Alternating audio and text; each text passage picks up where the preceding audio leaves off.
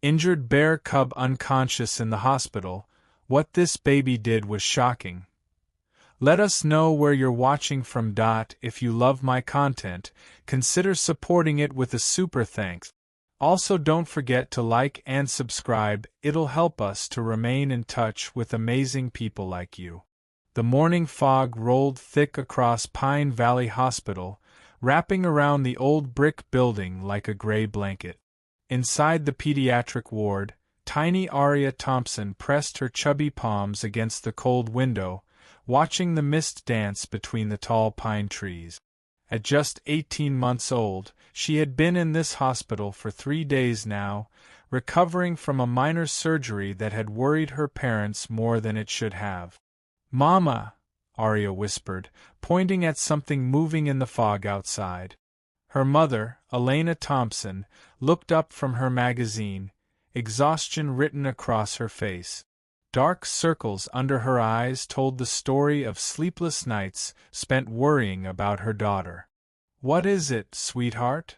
Elena asked, moving closer to the window. She saw nothing but gray mist and trees. "Just the fog, baby. Come back to bed." But Aria remained frozen at the window, her tiny fingers still pointing. Her brown eyes grew wider, and she made a soft sound that Elena had never heard before. It wasn't quite a word, but it carried something urgent, something that made the hair on Elena's arms stand up. Down in the hospital's emergency entrance, Dr. Marcus Chen was having the worst morning of his career. The ambulance had just arrived with an unconscious bear cub, barely 3 months old, its tiny body broken and bloodied. The wildlife rescue team had found it at the bottom of a steep ravine, apparently fallen from a cliff while trying to follow its mother. "Get it to the veterinary wing," Dr. Chen ordered, but his voice cracked slightly. In his 15 years of practice, he had never seen an animal so young fight for its life like this. The cub's breathing was shallow, its heartbeat weak and irregular. Nurse Patricia Valdez wheeled the small gurney down the hallway, her hands shaking as she looked at the unconscious cub. Its dark fur was matted with blood and dirt, and one of its tiny paws hung at an odd angle. She had seen many injured animals in her time here, but something about this little one made her chest tighten with emotion. As they moved through the corridor, Aria suddenly pressed her face harder against the window above.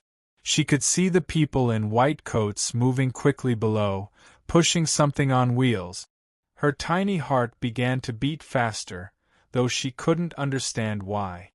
"Mama, down," Aria said, tugging at her mother's shirt. She wanted to go downstairs, needed to go downstairs, though she had no words to explain the feeling that was pulling at her chest. Elena scooped up her daughter, feeling how tense the little body had become. "What's wrong, Aria? You're shaking." But Aria couldn't explain the strange sensation washing over her. It felt like when she was hungry, but different. Like when she was scared, but not quite. It was as if something inside her chest was calling to something far away, something hurt and alone. In the veterinary wing 3 floors below, the bear cub lay motionless on the examination table.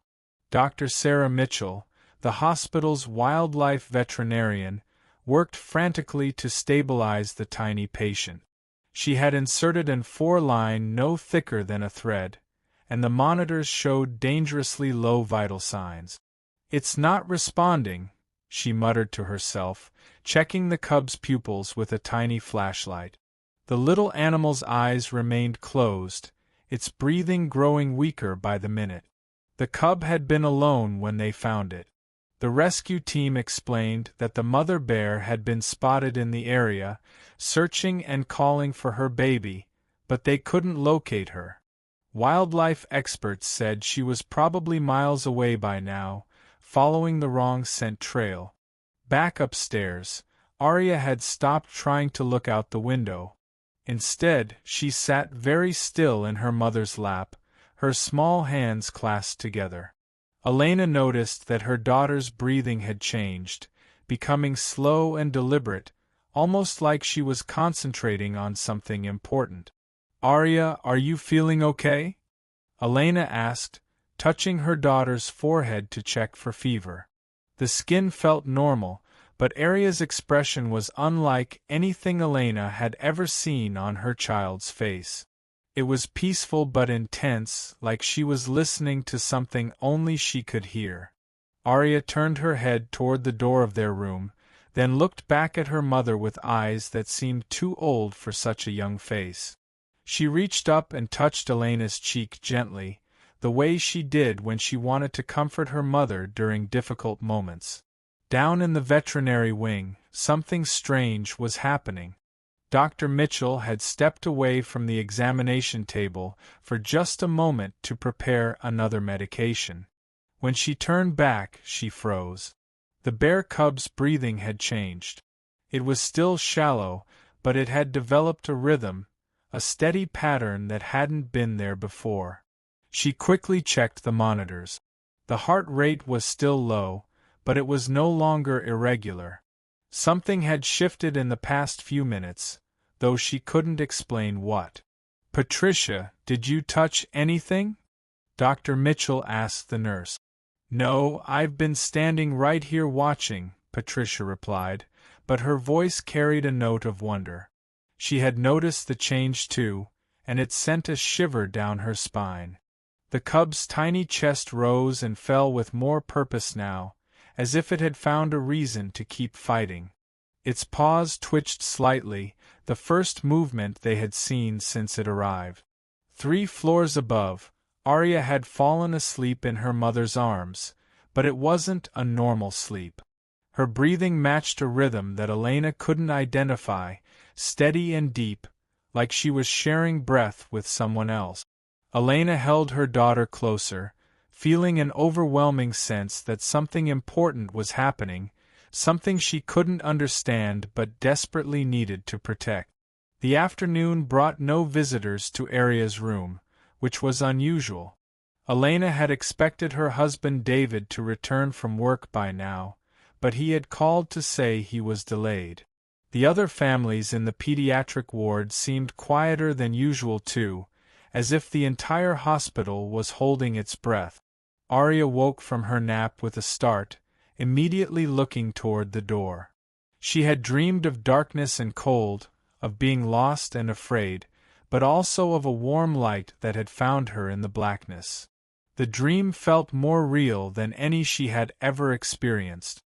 "Mama, baby hurt," Arya said, her vocabulary limited but her meaning clear. She pointed toward the floor, toward the levels below them. Elena felt a chill run through her body. Arya had never spoken about anyone being hurt before, and she had no way of knowing about the injured cub downstairs. The hospital staff hadn't mentioned it to any of the families, wanting to avoid unnecessary worry or excitement. "What baby, sweetheart?" Elena asked gently. Arya struggled with the words, her small face scrunched up in concentration. "Baby like puppy but bigger. Baby hurt bad." Elena's heart began to race. There was no way Arya could know about the bear cub, but her description was unervingly accurate. She had called it a baby, bigger than a puppy, and somehow she knew it was hurt badly. As if responding to Arya's words, a low, mournful sound echoed through the hospital's ventilation system. It was barely audible, more felt than heard, but it made both mother and daughter freeze in place. "What was that?" Elena whispered. But Arya was already moving toward the door, her small legs carrying her with determination Elena had never seen before. The sound came again, and this time Elena recognized it as the call of a wild animal, distant and filled with pain. Somewhere in the forest surrounding Pine Valley Hospital, a mother bear had caught her baby's scent. The sound that had drifted through the hospital's ventilation system came again, this time stronger and more desperate. Elena grabbed Arya's hand as her daughter reached for the door handle, but the little girl's strength surprised her. Aria's tiny fingers wrapped around the cold metal with determination that seemed impossible for someone so young. "No, Aria, we can't leave the room," Elena said, but her voice lacked conviction. Something deep inside her was telling her to follow her daughter, to trust whatever instinct was driving the child forward. Aria looked up at her mother with tears in her brown eyes, but they weren't tears of sadness.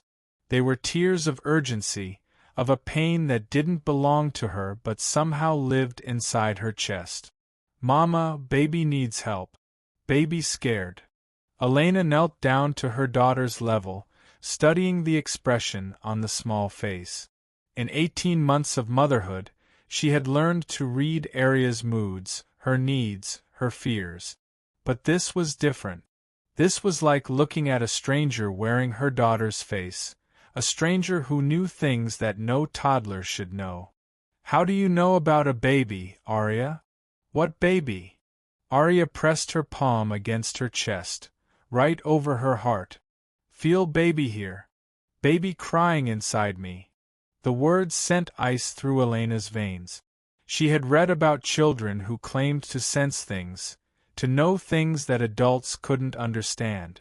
But she had never believed those stories, had always dismissed them as imagination or coincidence. Now, looking into her daughter's eyes, she wasn't so sure. Down in the veterinary wing, Dr. Sarah Mitchell was experiencing her own moment of disbelief. The bear cub had opened its eyes for the first time since arriving at the hospital. They were dark brown, almost black, and they held an intelligence that seemed far too old for such a young animal. "Patricia, are you seeing this?" Dr. Mitchell whispered, not wanting to speak too loudly and disturb whatever was happening. The cub's eyes moved slowly around the room, taking in the white walls, the beeping machines, the humans who had been caring for it. But instead of the wild panic that injured animals usually showed when they woke up in unfamiliar surroundings, this cub seemed calm, almost expectant. Patricia stepped closer to the examination table, her heart pounding. In her 20 years as a veterinary nurse, she had never seen an animal wake up from trauma with such peaceful awareness. "It's like it's looking for something," she said softly.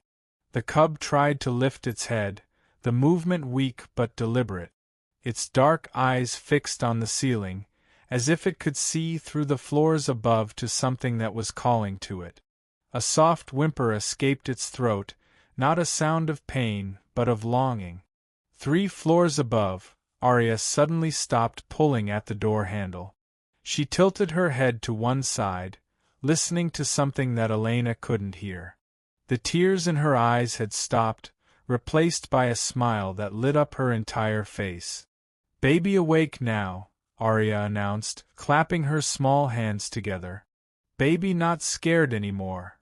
Elena felt her legs go weak. There was absolutely no way Aria could know that the injured animal downstairs had regained consciousness. No one had told them anything about any animals in the hospital. Yet somehow, her daughter was connected to events happening 3 floors below. "Aria, sweetheart, how do you know the baby is awake?" Aria giggled, the sound bright and musical in the quiet hospital room. "Baby talks to me, Mama. In here." She patted her chest again. "Baby says thank you for helping sleep, not scary." The words made no sense to Elena, but they filled her with a warmth she couldn't explain. She found herself believing, against all logic, that her daughter was somehow connected to whatever was happening in the hospital's lower levels. Meanwhile, in the elevator shaft that connected all floors of Pine Valley Hospital, something unusual was occurring. The building's ventilation system was carrying more than just air between the levels. Hospital maintenance worker Jake Rodriguez had been working on the air filtration system when he noticed something that made him stop and listen. There was a rhythm in the air flow, a pattern that seemed almost like breathing. At first, he thought it might be a problem with the fans, but as he listened more carefully, he realized it was coming from multiple sources. It was as if the building itself was breathing in sync with something, creating a connection between different floors. Jake had worked at Pine Valley Hospital for 15 years, and he had never experienced anything like this. The building felt alive, humming with an energy that raised the hair on his arms. He made a mental note to mention it to his supervisor, but something told him that no one would believe what he was experiencing. Back in the veterinary wing, Dr. Mitchell was facing a dilemma she had never encountered in her medical career. The bear cub was not only awake and alert, but it was showing signs of rapid recovery that defied everything she knew about trauma medicine. "Patricia, look at this," she said, pointing to the monitors. "Its heart rate is almost normal. Blood pressure is stabilizing. This is impossible."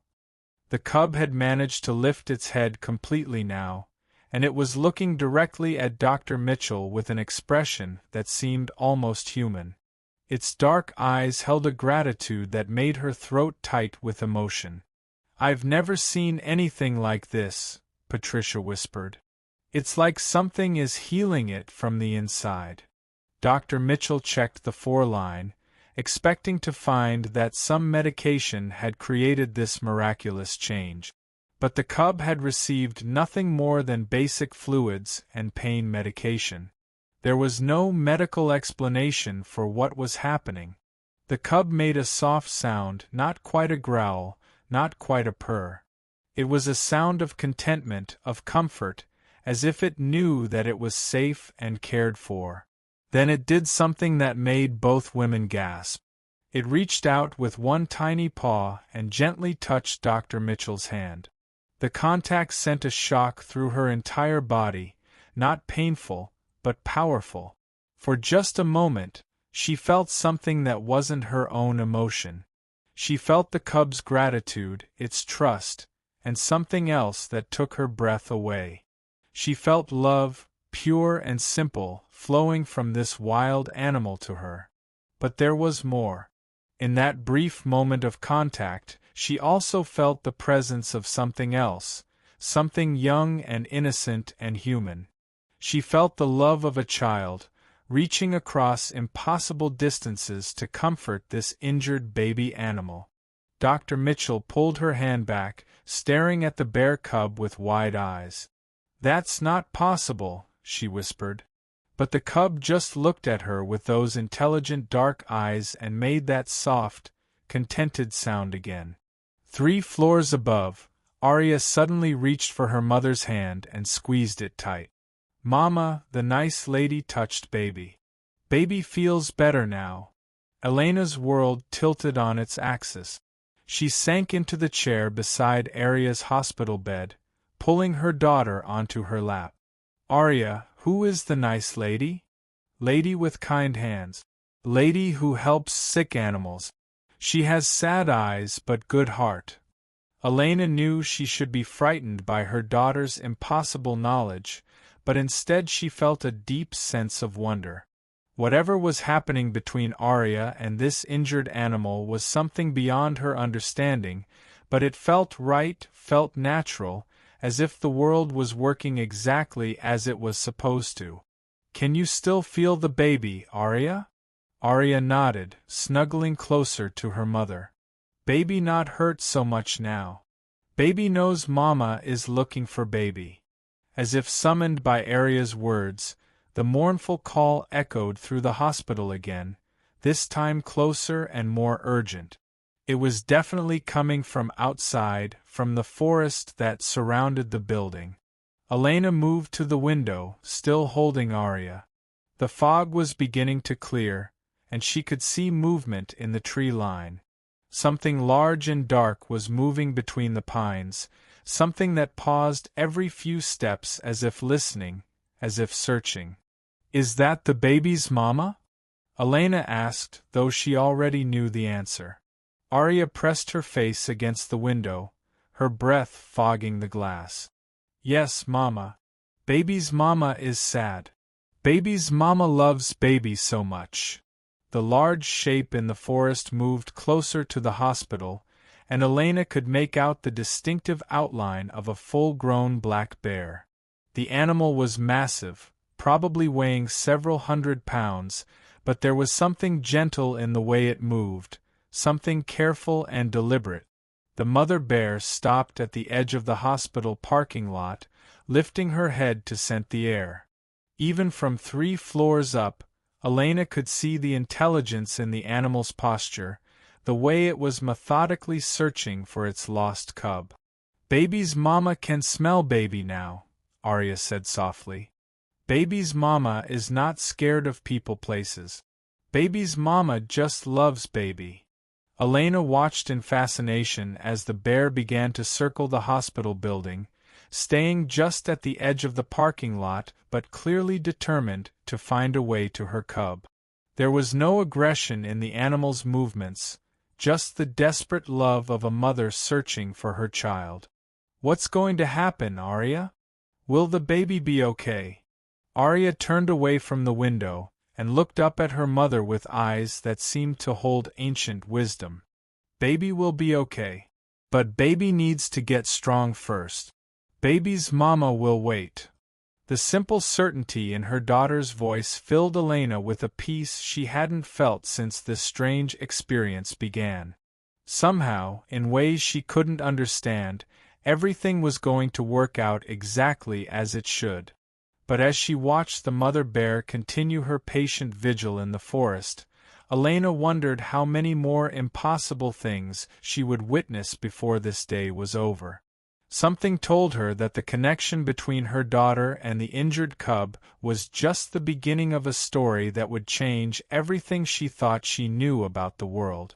The afternoon sun was breaking through the last of the morning fog when Dr. David Thompson finally arrived at Pine Valley Hospital. He had been delayed at his law firm by an emergency client meeting, but nothing could have prepared him for what he found when he entered his daughter's room. Elena was sitting by the window, holding Arya, both of them staring intently at something in the forest outside. There was an unusual stillness about them, a focused attention that made David pause in the doorway. "Elena? Is everything all right?" he asked, setting down his briefcase and crossing to his wife and daughter. Elena turned to him with an expression he had never seen before, a mixture of wonder and confusion that made her look like she was seeing the world for the first time. "David, you're not going to believe what's been happening." Arya looked up at her father with a bright smile, reaching her small arms toward him. "Daddy, Baby Bear is getting better. Baby Bear's mama is waiting outside." David chuckled, assuming Arya was talking about one of her stuffed animals, or something she had seen on the television in her room. "That's nice, sweetheart. What baby bear?" But when he looked out the window, following his wife and daughter's gaze, his smile faded. There, at the edge of the hospital parking lot, was the unmistakable shape of a large black bear. The animal was sitting on its haunches, looking directly up at the hospital building, as patient and still as a statue. "Elena, what the hell is that bear doing there?" David's voice carried a sharp edge of concern. "Should we call security?" "David, sit down," Elena said quietly. "I need to tell you something, and you're going to think I've lost my mind." For the next 20 minutes, Elena explained everything that had happened since that morning. She told him about Arya's strange behavior at the window, about her daughter's impossible knowledge of events happening in other parts of the hospital, about the injured bear cub that Arya somehow knew about without being told. David listened with growing disbelief, his lawyer's mind immediately searching for logical explanations. "Elena, this is ridiculous. Arya couldn't possibly know about an injured animal in the hospital. Someone must have mentioned it, or she saw something on TV, or—" His words were cut off by Arya herself, who had been listening to their conversation with the serious attention of someone much older than 18 months. "Daddy, Baby Bear is scared of big people machines," Arya said clearly, her vocabulary suddenly more advanced than it had ever been before. "Baby Bear misses Mama Milk. Baby Bear wants to go home, but Baby Bear too hurt to walk far." David stared at his daughter, his mouth slightly open. Arya had never strung together so many complex thoughts before, had never demonstrated such clear understanding of cause and effect. The words she was using were beyond her normal vocabulary, and the concepts she was expressing were far too sophisticated for a toddler. "How do you know all this, Arya?" David asked gently, kneeling down to his daughter's level. Arya reached out and placed her tiny hand on her father's chest, right over his heart. "Baby Bear talks to me here, Daddy. Baby Bear is not scary. Baby Bear is just little and hurt and missing Mama." The touch of his daughter's hand sent an unexpected warmth through David's chest, a feeling of peace and understanding that cut through all his logical objections. For just a moment, he felt what Arya was feeling, a connection to something innocent and vulnerable and in need of protection. "I can feel it too," he whispered, his voice filled with amazement. Elena reached for her husband's hand, squeezing it tight. "I knew you would understand once you felt it yourself." Down in the veterinary wing, Dr. Mitchell was facing her own crisis of understanding. The bear cub had continued to recover at an impossible rate throughout the afternoon. Its broken paw was showing signs of healing that should have taken weeks, not hours. Its internal injuries, which had been life-threatening that morning, were now barely detectable on the monitors. But the most unsettling part wasn't the physical healing. It was the way the cub was behaving. Instead of the wild fear that injured animals typically showed in captivity, this cub was calm, almost serene. It seemed to understand that the humans around it were trying to help, and it cooperated with every examination and treatment. "Dr. Mitchell," Patricia called from across the room, her voice tight with excitement. "You need to see this." Dr. Mitchell looked up from her notes to see Patricia holding up an X-ray film. It was the cub's latest chest scan, taken just an hour ago. "Compare it to this morning's scan," Patricia said, holding up a second film beside the first. Dr. Mitchell felt her breath catch in her throat.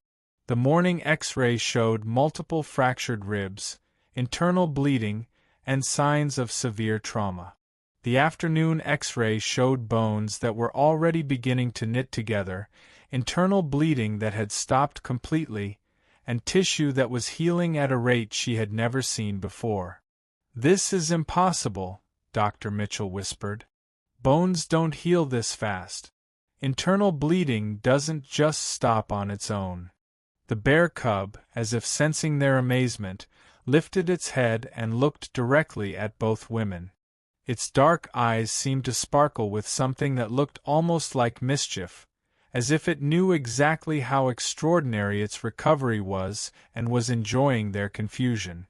Then the cub did something that made both women gasp. It sat up on the examination table, balanced perfectly despite its injuries, and made a soft chuffing sound that sounded remarkably like laughter. "Did that bear just laugh at us?" Patricia asked, her voice barely above a whisper. Before Dr. Mitchell could answer, the cub reached out with one paw and gently patted Patricia's arm, the gesture so human-like and affectionate that it brought tears to the nurse's eyes. At that exact moment, 3 floors above, Arya suddenly giggled and clapped her hands together. "Baby Bear is being funny. Baby Bear likes the nice nurse lady." David looked at his wife with wide eyes. "Elena, this is really happening, isn't it?" But before Elena could answer, the hospital's intercom system crackled to life. "Attention all staff, we have a situation in the main parking lot. A large black bear has been spotted on hospital grounds. All non-essential personnel should remain indoors until wildlife control arrives. The announcement sent a ripple of excitement and fear through the hospital. In the pediatric ward, other families gathered at windows to catch a glimpse of the bear. Children pressed their faces against the glass, pointing and chattering about the enormous animal that had appeared outside their hospital. But Arya showed no fear, no excitement about the bear's presence. Instead, she seemed troubled by the announcement, her small face creasing with worry. "Daddy, they're going to scare Baby Bear's mama away," she said, tears beginning to form in her eyes. "Baby Bear's mama is not being bad. Baby Bear's mama just wants to find Baby." David felt his heart break at the distress in his daughter's voice. Without fully understanding why, he found himself believing everything Arya had been telling them. The connection she felt to the injured cub, her impossible knowledge of its condition, her understanding of the mother bear's motivations, all of it felt true in a way that defied logical explanation. "What should we do, Arya?" David asked, surprising himself by turning to his 18-month-old daughter for guidance. Arya wiped her eyes with the back of her small hand, her expression becoming determined. "We need to tell the animal people that Baby Bear's mama is good. We need to help Baby Bear get strong so Baby Bear can go home." Elena stood up from her chair, decision crystallizing in her mind. "David, we need to go downstairs. We need to see the bear cub for ourselves." "Elena, that's crazy. They won't let us into the veterinary wing, and even if they did—" "Daddy," Arya interrupted, tugging on David's sleeve.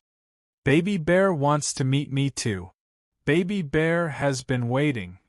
The simple certainty in his daughter's voice settled the matter. David picked up Arya, and Elena gathered their things. Together, the Thompson family left the pediatric ward and headed for the elevator, though none of them could have explained exactly why they were so sure this was the right thing to do. As the elevator descended toward the lower levels of the hospital, Arya began to hum softly, a melody that none of them recognized but that filled the small space with a sense of peace and anticipation. The tune was simple but haunting, like a lullaby from another world. "Where did you learn that song, sweetheart?" Elena asked. "Baby Bear taught me," Arya replied matter-of-factly. "Baby Bear sings when Baby Bear is happy." The elevator reached the ground floor, and the doors opened to reveal a hospital in controlled chaos. Staff members were moving quickly through the corridors, some heading toward windows to catch a glimpse of the bear outside, others following emergency protocols for wildlife encounters. But the Thompson family moved through the confusion with purpose, guided by something stronger than curiosity. They were being drawn toward the veterinary wing by a force they couldn't name but couldn't resist. As they approached the restricted area, they were stopped by a security guard who looked frazzled and overwhelmed. "I'm sorry, folks, but this area is off-limits right now. We have a situation with an injured wild animal, and it's not safe for visitors." David was about to explain that they would leave, but Arya spoke up before he could say anything. "Please, mister," she said, her voice clear and sweet. "I need to see Baby Bear. Baby Bear is waiting for me." The security guard looked down at the small child with confusion. "Sweetheart, there's no way you could know about the bear. We haven't told anyone about it." Arya smiled up at him with the radiant confidence that only very young children possess. "Baby Bear told me. Baby Bear is not scary. Baby Bear is my friend." Something in the child's expression made the security guard pause. He had been working at Pine Valley Hospital for 8 years, and he had developed a sense for when things were not quite normal. This little girl, with her calm certainty and impossible knowledge, was definitely not normal. Wait here, he said, reaching for his radio. Let me check with the veterinary team. As the guard stepped away to make his call, Elena and David exchanged glances over their daughter's head. They were venturing into completely unknown territory, following the lead of a toddler who claimed to be in psychic communication with an injured bear cub. But somehow it felt like the most natural thing in the world. The security guard returned after a few minutes, his expression puzzled but no longer dismissive.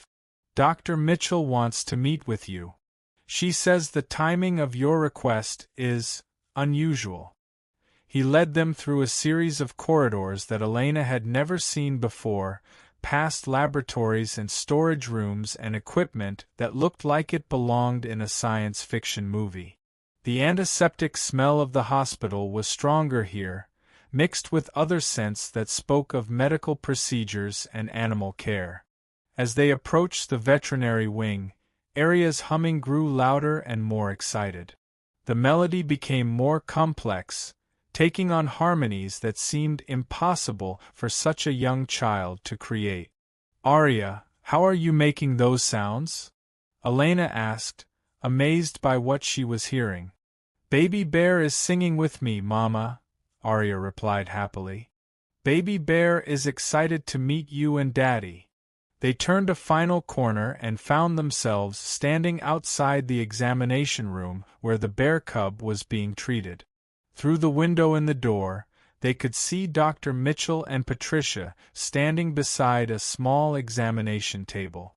And on that table, sitting up alertly and looking directly at the door as if it had been expecting them, was the most beautiful bear cub any of them had ever seen.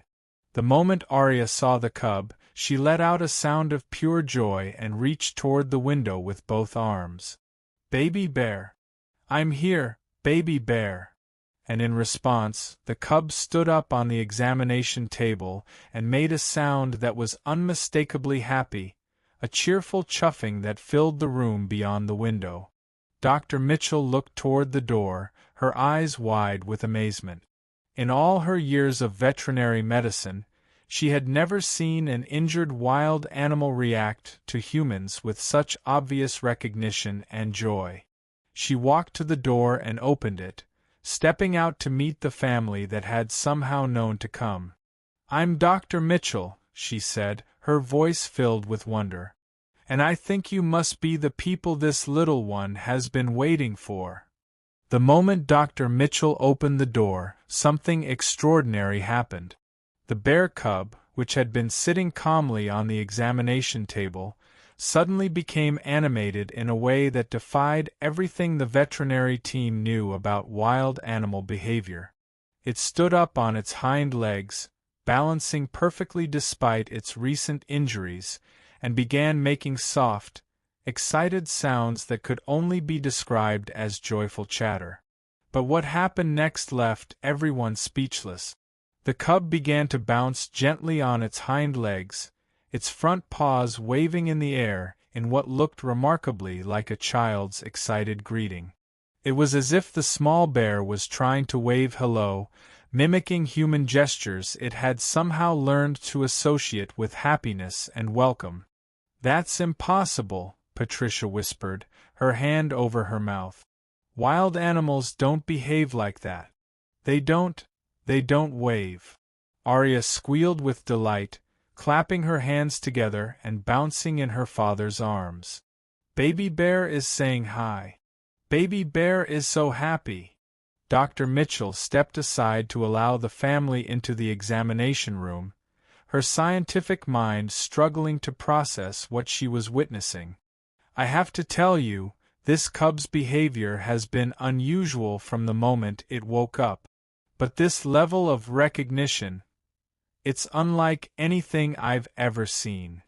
As David carried Aria into the room, the bear cub's excitement reached a new level.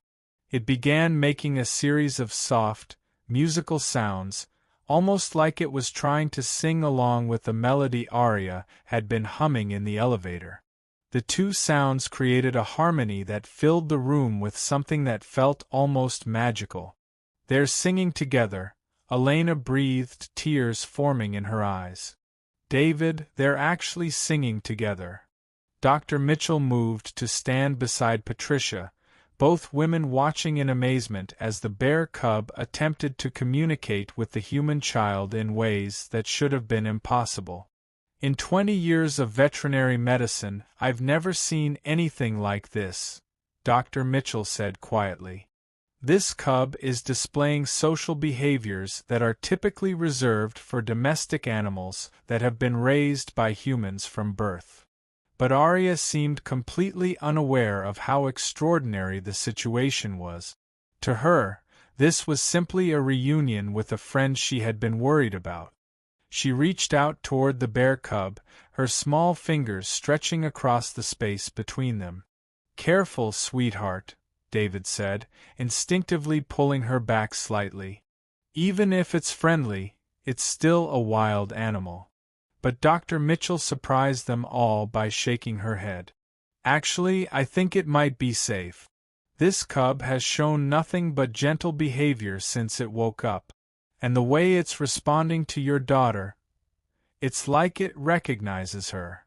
The bear cub, as if understanding the conversation, sat back down on the examination table and extended one tiny paw toward Arya, holding it very still in what looked like an invitation to touch. Arya looked up at her parents with pleading eyes. "Baby Bear wants to shake hands like grown-ups do. Baby Bear is being very polite." Elena found herself nodding before her rational mind could object. "David, I think it's okay."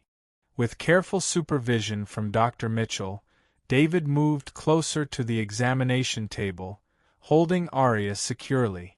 The little girl reached out with one finger and gently touched the bear cub's extended paw. The moment their skin made contact, something incredible happened. The bear cub made a sound of pure contentment, a soft rumbling that vibrated through its entire small body. But more amazing than that, Arya's eyes suddenly went wide, and she gasped with wonder. "Mama, Daddy, I can hear Baby Bear's thoughts," she exclaimed, her voice filled with excitement and joy. "Baby Bear is saying thank you for helping when Baby Bear was scared. Baby Bear was in the dark place, and Baby Bear felt me sending love, and it made the scary go away." Dr. Mitchell felt her legs go weak. She grabbed onto the nearby counter for support, staring at the impossible scene before her. "This isn't medically possible," she whispered. "Interspecies telepathic communication doesn't exist." But Patricia, who had been watching the interaction with tears streaming down her face, spoke up softly. "Maybe it doesn't exist in medical textbooks, Dr. Mitchell. But it's happening right here in front of us."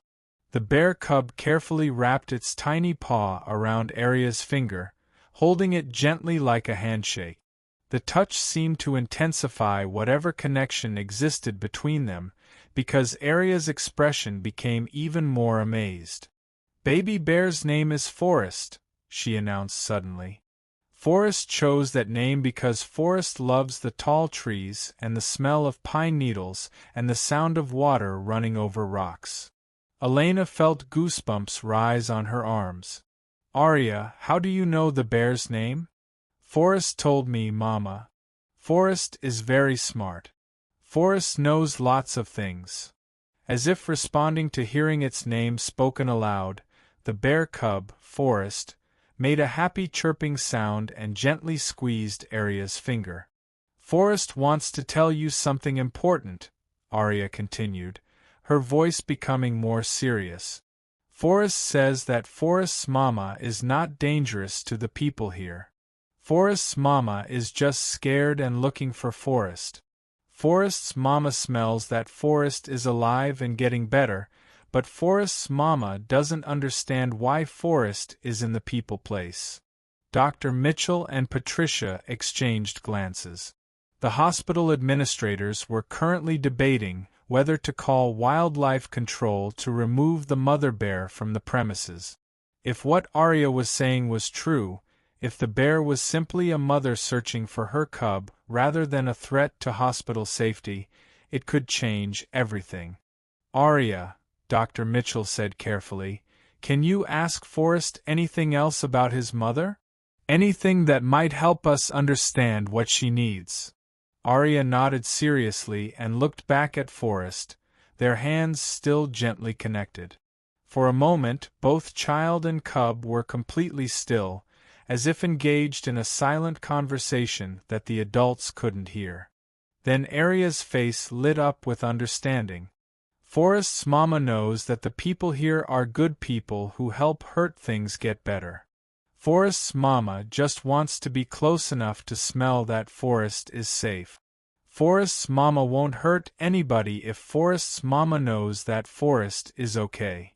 But how can we let the mother bear know that Forrest is safe without putting people at risk? Elena asked. Arya looked thoughtful for a moment, then smiled with the bright confidence of a child who has just solved a complex problem. Forrest says that if Forrest's mama could hear Forrest making happy sounds, then Forrest's mama would know that Forrest is not scared or hurt anymore. Dr. Mitchell felt a chill run down her spine. You're suggesting that we let the mother bear hear her cub? Forrest says the window opens, Arya said, pointing toward a large window that looked out toward the forest where the mother bear was waiting. Forrest could call to Forrest's mama from the window, and Forrest's mama would hear that Forrest is happy and safe. Patricia looked toward the window, then back at the bear cub who was still holding Arya's finger with remarkable gentleness. It could work, she said slowly. If the mother bear could hear that her cub is alive and healthy, she might be content to wait at a distance instead of trying to get into the hospital. But Dr. Mitchell was struggling with the implications of what they were discussing. We're talking about facilitating communication between wild animals based on the telepathic instructions of an 18-month-old child. Do you realize how insane that sounds? David, who had been quiet during this exchange, suddenly spoke up. Dr. Mitchell, 6 hours ago I would have agreed with you completely. But I've felt the connection myself now. When Arya touched me while she was connected to Forrest, I felt something that I can't explain rationally. I felt the presence of another consciousness, one that was innocent and grateful and completely non-threatening. Elena nodded in agreement. David's right. There's something happening here that's beyond our normal understanding, but that doesn't make it dangerous or wrong. Forrest, as if sensing the debate about his future, made a soft whimpering sound and looked up at all the adults with pleading eyes. The expression on the small bear's face was so human-like, so clearly hopeful, that it broke down the last of Dr. Mitchell's scientific resistance. All right, she said with a deep sigh. Let's try it. But we do this carefully, with security standing by, and if anything goes wrong, we abort immediately. The next few minutes were filled with careful preparation. Dr. Mitchell contacted hospital security to explain the plan, while Patricia worked to make sure Forrest was stable enough for the brief journey to the window. David and Elena took turns holding Arya, who maintained her gentle contact with Forrest throughout the preparations. Forrest is excited, Arya reported. Forrest misses Forrest's mama's voice. Forrest wants Forrest's mama to know that the people here have been very kind. As they prepared to move Forrest to the window, Dr. Mitchell couldn't help but marvel at how completely her worldview had been altered in the space of a single afternoon. She had entered this day as a rational scientist who believed in the observable and measurable. She was ending it as someone who had witnessed impossible connections between species and found herself believing in forms of communication that her training had taught her didn't exist. But as she looked at the bear cub who was gently holding hands with a human toddler, both of them glowing with happiness and trust, she realized that some truths were more important than scientific dogma. Are you ready, Forrest? Dr. Mitchell asked, addressing the bear cub directly for the first time. Forrest looked up at her with those intelligent dark eyes and made a sound that could only be interpreted as agreement. Forrest says yes. Arya translated unnecessarily. Forrest says thank you for being brave enough to help. As they carefully moved Forrest toward the window, Patricia noticed something that made her gasp. Dr. Mitchell, look at Forrest's injuries. Dr. Mitchell examined the bear cub quickly, her eyes widening with amazement. The broken paw that had been splinted just hours earlier was now bearing weight normally. The internal injuries that had shown up on the morning X-rays seemed to have healed completely. Even the cuts and bruises on Forrest's fur were barely visible. "This is medically impossible," Dr. Mitchell whispered. "Bone fractures don't heal in hours. Internal bleeding doesn't just resolve itself." But Arya, still connected to Forrest through their gentle touch, smiled knowingly. "Forrest says that love makes everything heal faster." Forrest felt so much love from everyone here that Forrest's body remembered how to be strong again.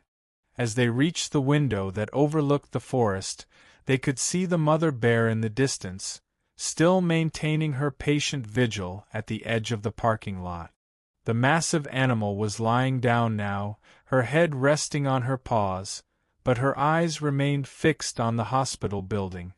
"There's Forrest's mama," Arya said softly. "Forrest's mama has been waiting all day. Forrest's mama loves Forrest so much that Forrest's mama's heart hurts." Dr. Mitchell carefully opened the window, allowing the cool afternoon air to flow into the room. The sounds of the forest drifted in, the rustling of leaves, the distant call of birds, the gentle whisper of wind through pine needles. Forrest immediately became alert, lifting his head and scenting the air that carried familiar smells from home. Then he opened his mouth and released a sound that none of them had heard before, a clear, melodious call that carried across the distance between the hospital and the forest. The response was immediate and overwhelming. From the forest came an answering call, deep and resonant and filled with relief so profound that it brought tears to everyone's eyes. The mother bear had risen to her feet and was looking directly toward the hospital window, her massive head tilted as she listened to her cub's voice. Forrest called again, and again his mother answered, the two voices creating a conversation that spoke of love and reassurance and the promise of reunion. "Forrest is telling Forrest's mama that Forrest is safe and getting stronger," Arya translated, tears of joy streaming down her cheeks. "Forrest's mama is telling Forrest that Forrest's mama will wait as long as it takes for Forrest to be ready to come home." The exchange continued for several minutes, mother and cub calling back and forth across the distance that separated them. With each call, both bears sounded calmer, more reassured. The desperate edge that had been in the mother bear's voice was replaced by patience and trust. Finally, Forrest made one last soft call toward the forest, then turned back to look at all the humans who had helped him. His dark eyes seemed to sparkle with mischief and gratitude as he made a sound that could only be described as a contented sigh. "Forrest says thank you to everyone," Arya said, beaming with happiness. "Forrest feels much better now that Forrest's mama knows Forrest is okay. Forrest says we can be friends forever, even when Forrest goes back to the forest home." As they moved Forrest back to the examination table, Dr. Mitchell found herself completely transformed by what she had witnessed. The rational scientist in her was still struggling to process what had happened, but the part of her that was simply human had been touched by something miraculous. "How long will Forrest need to stay here before he's strong enough to be reunited with his mother?" David asked.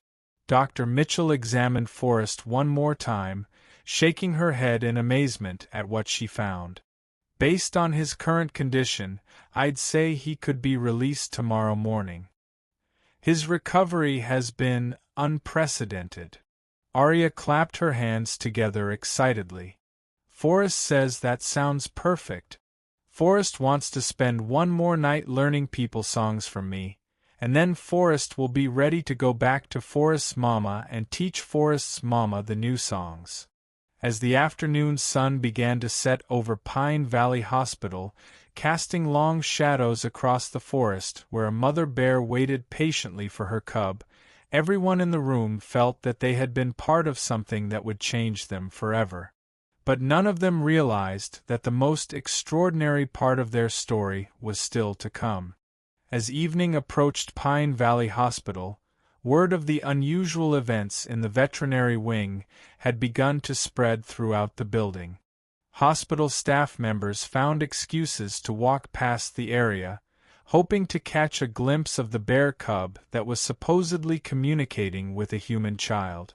The story seemed too incredible to believe, yet it was being told by respected medical professionals who had witnessed it firsthand.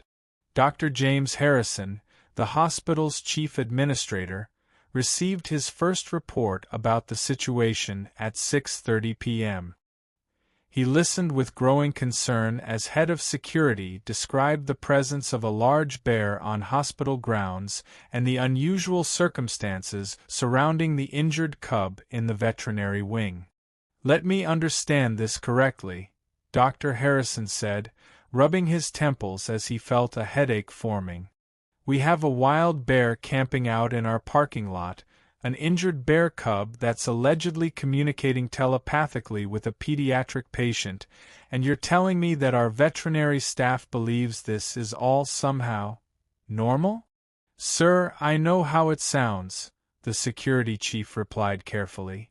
"But Dr. Mitchell is one of our most respected professionals. She's not given to flights of fancy. And the family involved, they're not making any demands or causing any disruption. If anything, their presence seems to be helping the injured animal recover." Dr. Harrison sighed deeply. In 30 years of hospital administration, he had dealt with every conceivable crisis, natural disasters, equipment failures, personnel conflicts, even the occasional escaped laboratory animal. But he had never faced a situation that seemed to defy the basic laws of nature. "I want to see this for myself," he decided. "If we're harboring some kind of supernatural phenomenon, I need to understand what we're dealing with." Meanwhile, in the veterinary wing, the Thompson family had settled into a routine that felt surprisingly natural. Elena had called David's law firm to explain that they would be staying at the hospital overnight, citing Arya's continued recovery. David had contacted his own office to rearrange his appointments for the following day. Neither of them questioned the decision to stay; it simply felt necessary, as if Forrest and Arya needed their continued presence. Arya had fallen asleep in a chair beside Forrest's examination table, one small hand still gently touching the bear cub's paw. Forrest himself was curled up in what Dr. Mitchell had initially thought was a natural sleeping position for an injured animal, but she was beginning to realize that the cub was deliberately maintaining contact with the sleeping child. "They're dreaming together," Patricia observed quietly, watching the peaceful scene. "Look at their breathing patterns, they're perfectly synchronized." Dr. Mitchell nodded, making notes in Forrest's medical chart. "Their heart rates are synchronized too. Whatever connection exists between them, it's not just emotional, it's physiological." Elena settled into another chair, watching her daughter with a mixture of wonder and concern. "Is this safe for Arya? All this connection. Could it be harmful to her somehow?" "I've been monitoring both of them," Dr. Mitchell assured her. "Arya's vital signs are actually better now than they were this morning. Her post-surgical recovery has accelerated significantly since she made contact with Forrest. If anything, the connection seems to be beneficial for both of them.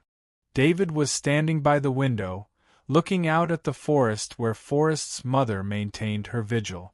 The massive bear had moved closer to the building as darkness fell, now resting just at the edge of the illuminated parking lot. She seemed completely calm, no longer pacing or showing signs of distress.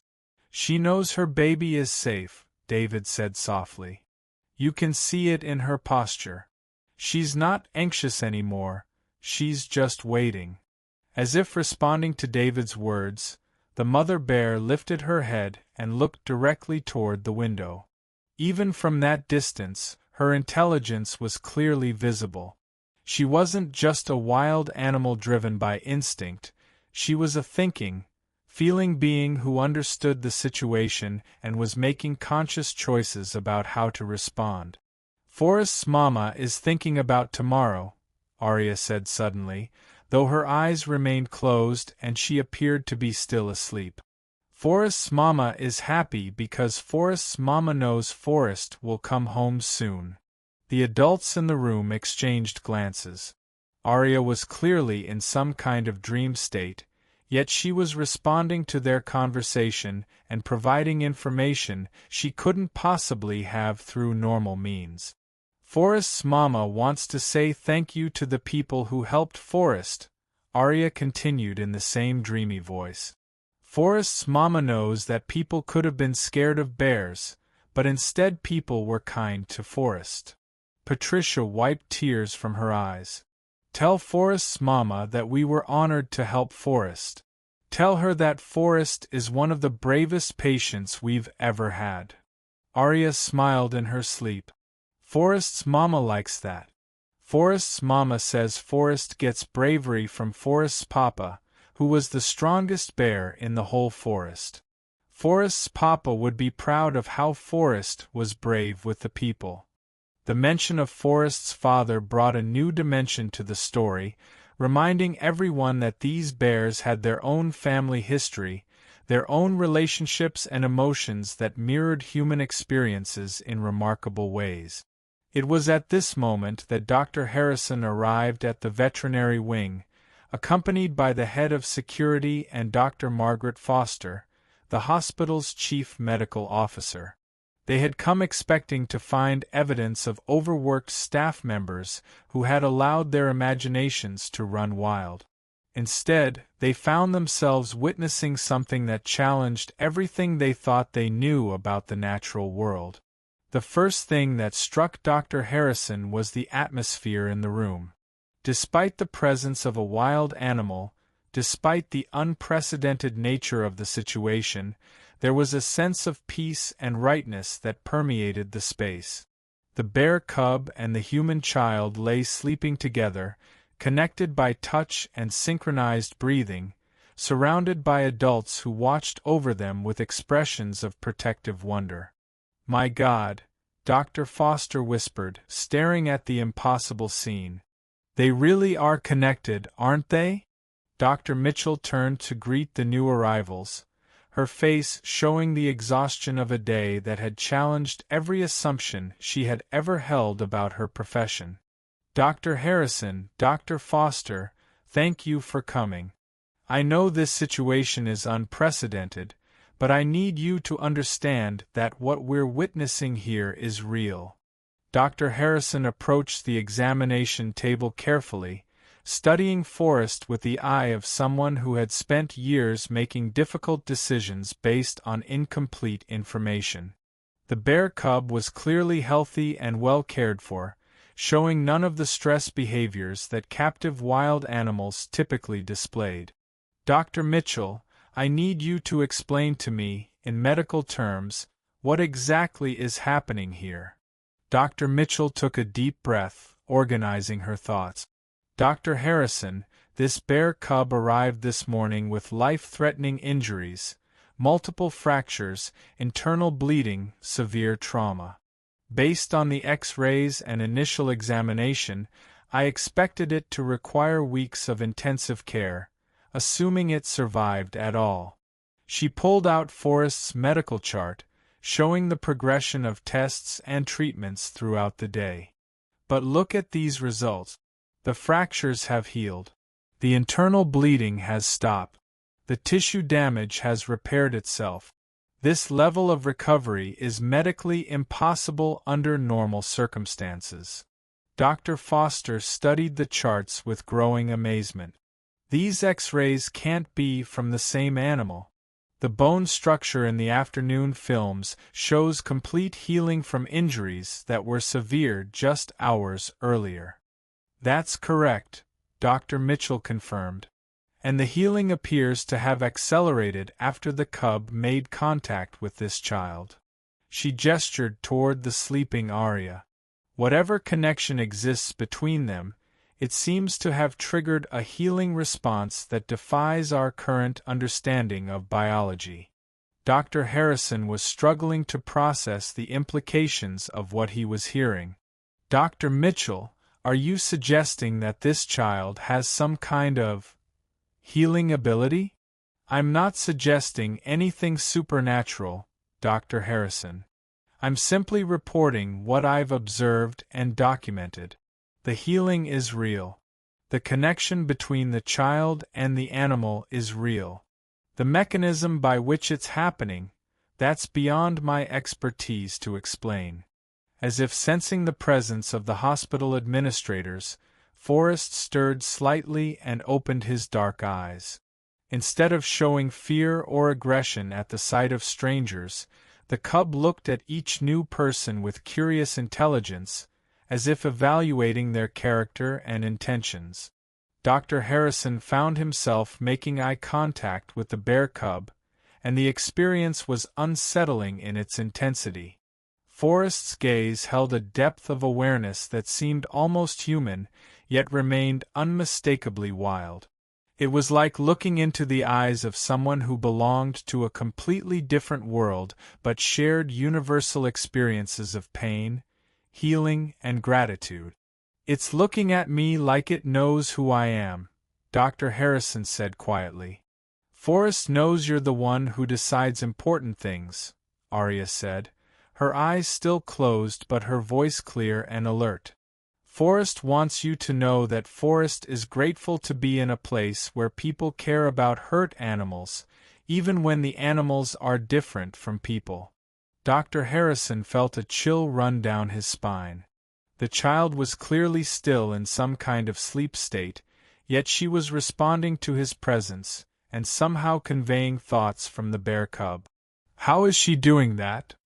Dr. Foster asked, her voice barely above a whisper. "We don't know," Elena answered honestly. "This all started this morning, and we're learning about it as we go. But Arya has never been happier or healthier than she is right now." David stepped forward, extending his hand to Dr. Harrison. "Dr. Harrison, I'm David Thompson, Arya's father. I'm an attorney and I deal in facts and evidence. 6 hours ago, I would have dismissed everything you're seeing here as impossible. But I've experienced the connection myself, and I can tell you that it's real and it's benevolent." Dr. Harrison shook David's hand, studying the man's face for signs of delusion or deception. Instead, he saw the expression of someone who had witnessed something that had fundamentally changed his understanding of reality. "Mr. Thompson, what exactly do you mean when you say you've experienced the connection?" David glanced at his wife, then back at Dr. Harrison. "When Arya is connected to Forrest, and she touches another person, that person can feel what she's feeling. You can sense the bear cub's emotions, its gratitude, its trust. It's not telepathy in the science fiction sense, it's more like emotional resonance. Would you be willing to demonstrate?" Dr. Foster asked, her scientific curiosity overcoming her skepticism. David looked to Elena, who nodded encouragingly. He approached the examination table where Forrest and Arya lay sleeping, their connection undisturbed by the conversation around them.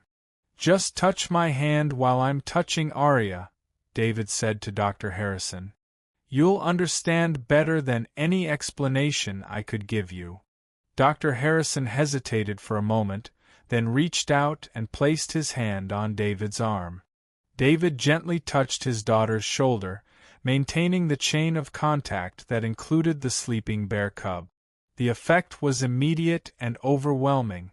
Dr. Harrison felt a rush of emotion that wasn't his own, gratitude so pure and powerful that it brought tears to his eyes, trust so complete that it dissolved every cynical thought he had ever harbored, and beneath it all, a sense of connection to something larger than himself.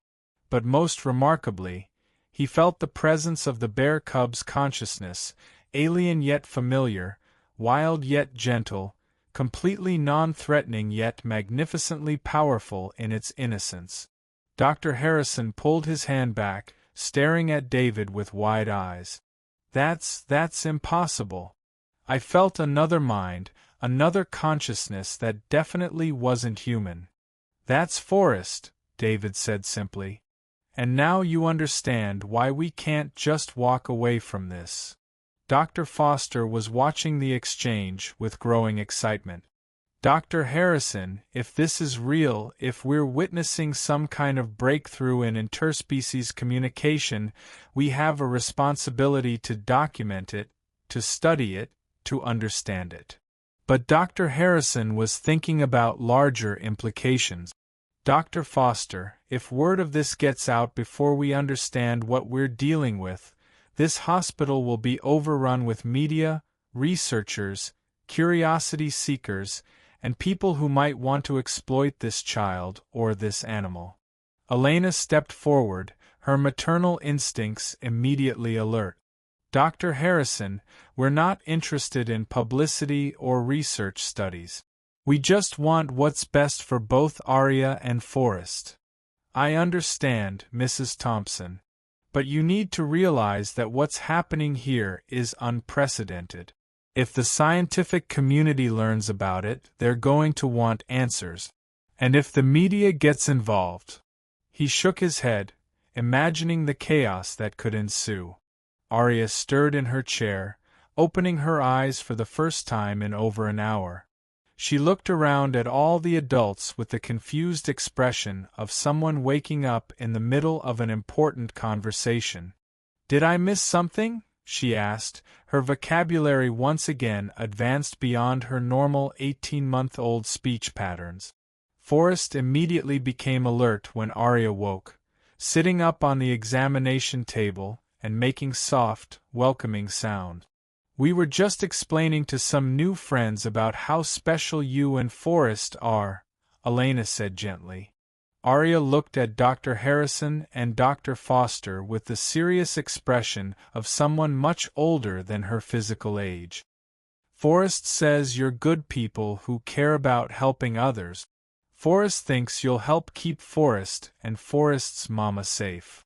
Dr. Harrison found himself nodding before he had consciously decided to agree.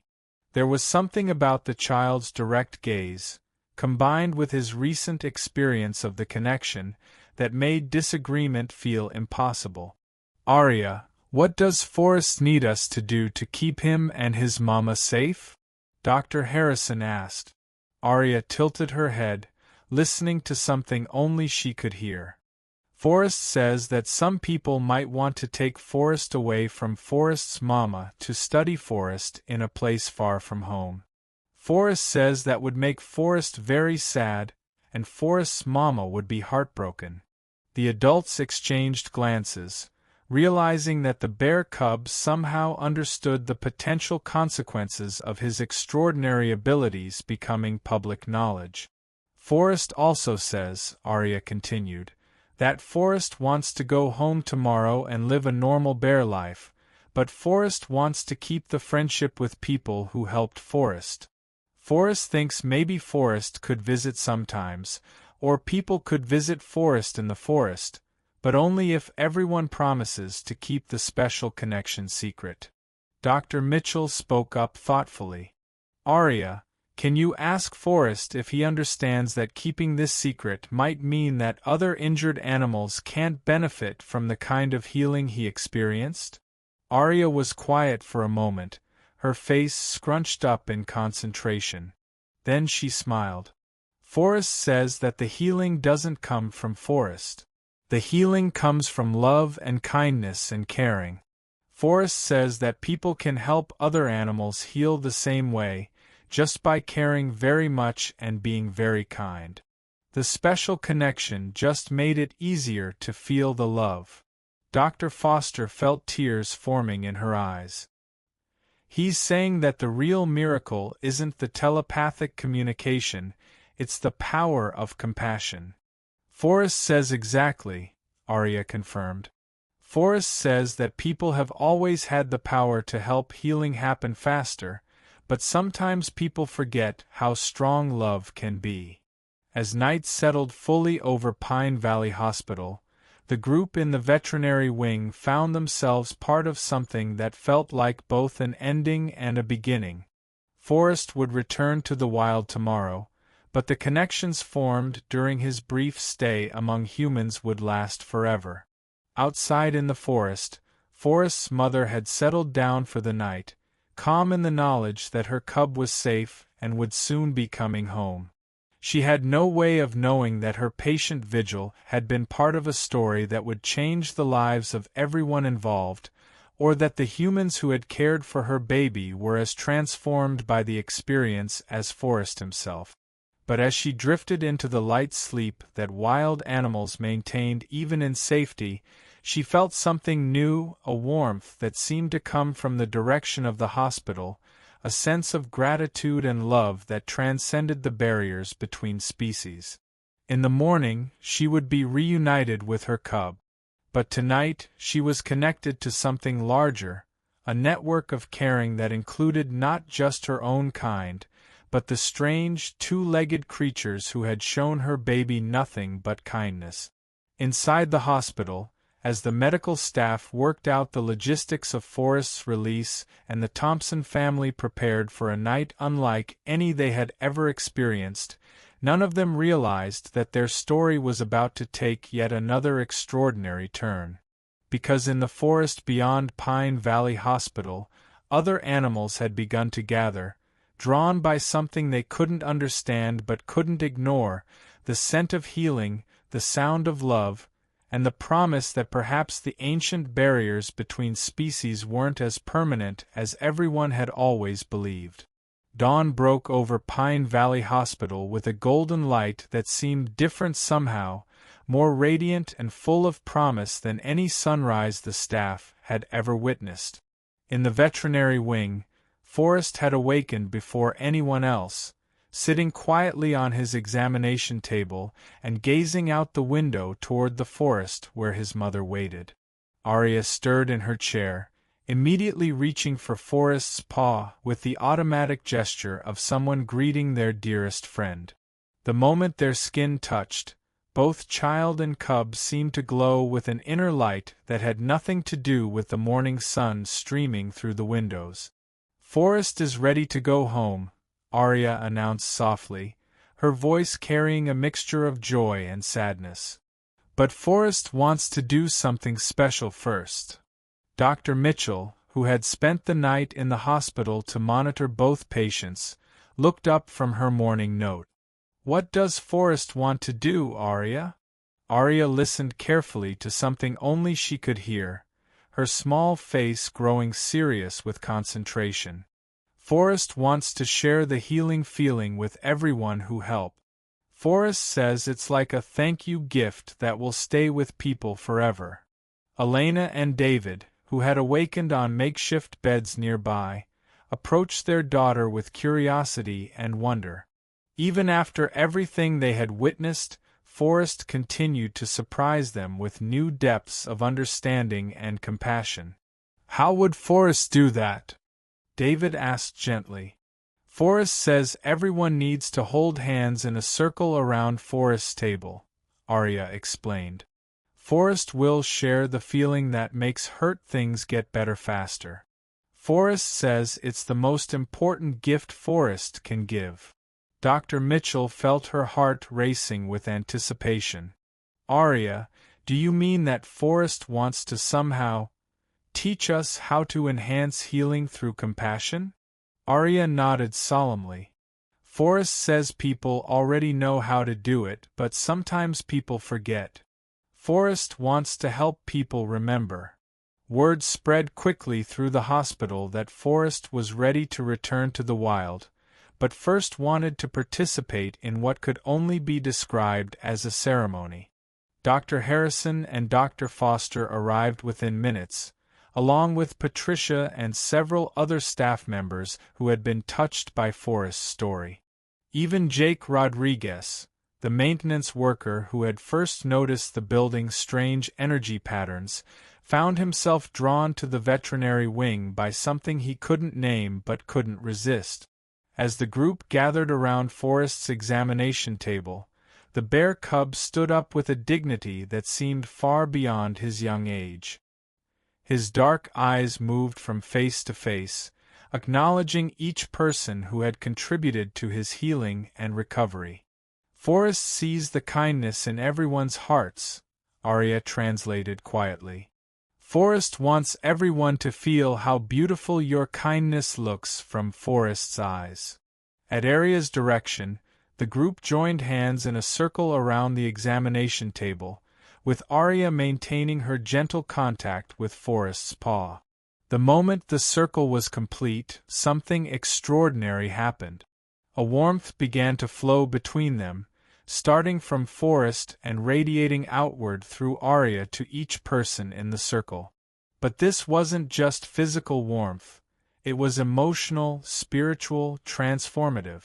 Each person suddenly felt the healing power they had always possessed but had never fully recognized.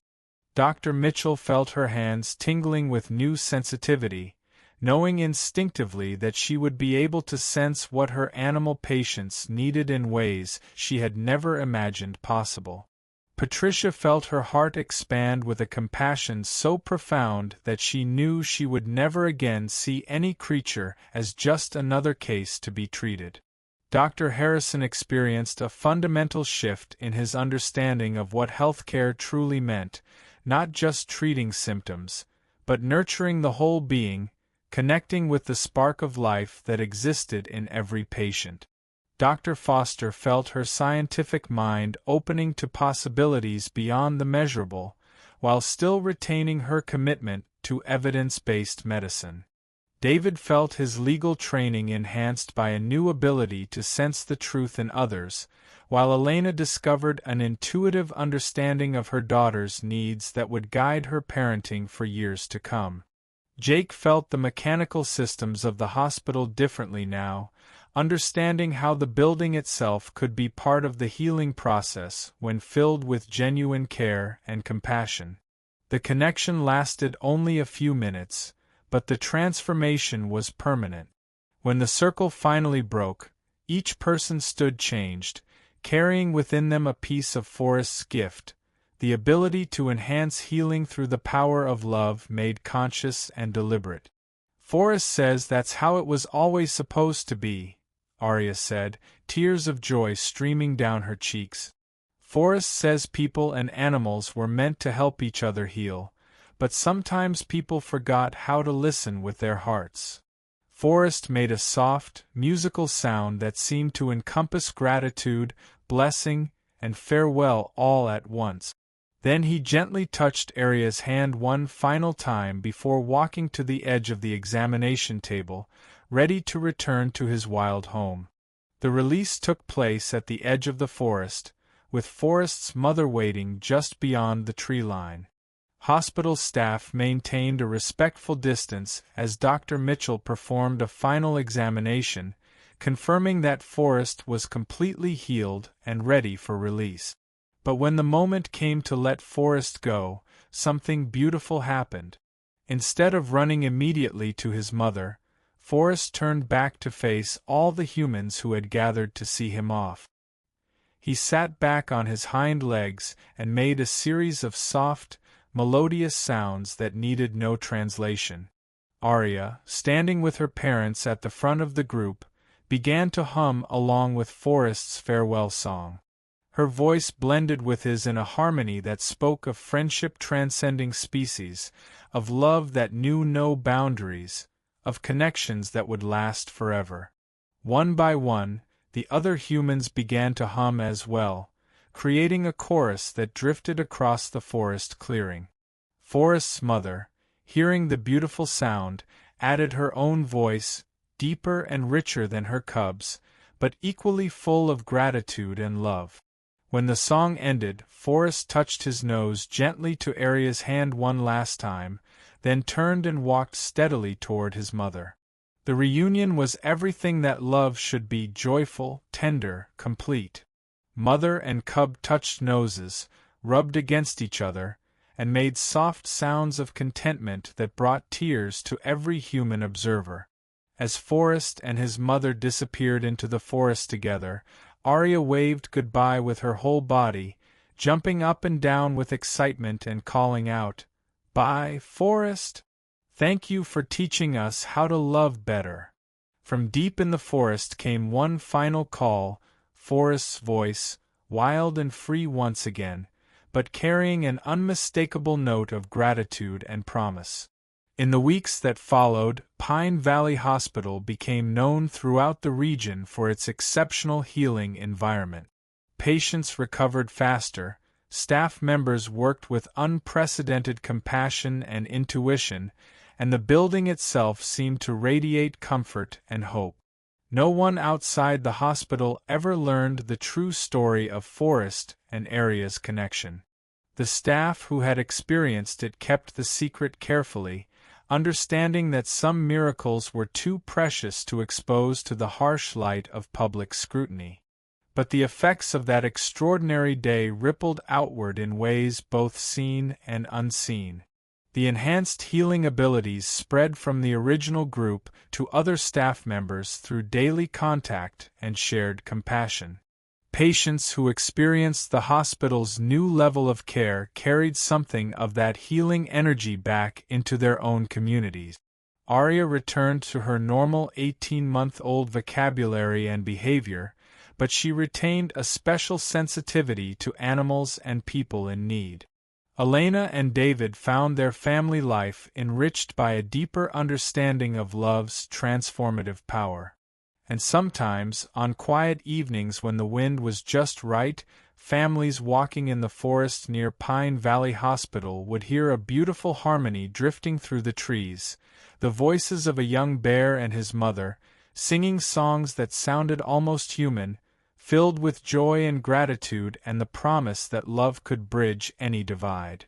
The maintenance workers learned to cherish these moments, understanding that they were witnessing something rare and precious, the sound of different species sharing the same language of love. Dr. Mitchell often stood by her office window in the evenings, listening to those distant songs and smiling with the knowledge that healing was not just about medicine and procedures, but about the connections between all living things. And in the forest, Forrest grew strong and wise, carrying within him the memory of human kindness and the knowledge that love could heal wounds that medicine alone could never touch. Sometimes he would lead his mother to the edge of the hospital grounds, where they would sit quietly together, sending gentle thoughts of gratitude toward the building where miracles were still happening every day. The story of the injured bear cub and the baby who healed him became a quiet legend among the hospital staff, passed down to new employees not as a medical case study, but as a reminder of why they had chosen to dedicate their lives to healing. And every time someone at Pine Valley Hospital reached out with genuine compassion to comfort a patient, every time someone chose love over efficiency, every time someone remembered that healing was as much about the heart as the mind, Forrest's gift lived on. In the end, the most shocking thing about what the baby did wasn't that she could communicate with a wild animal, or that her touch could accelerate healing, or that her love could transform an entire hospital. The most shocking thing was how simple it all was. Love, it turned out, really could heal anything, if people just remembered how to offer it with their whole hearts, and if they were brave enough to believe in connections that couldn't be measured or explained, only experienced and cherished. And in a world that often seemed divided by differences, the story of Forrest and Arya became a quiet testament to the truth that love recognizes no barriers, honors no boundaries, and creates miracles wherever it is allowed to flourish. The baby's shocking act wasn't supernatural after all. It was simply, beautifully, perfectly human. The end.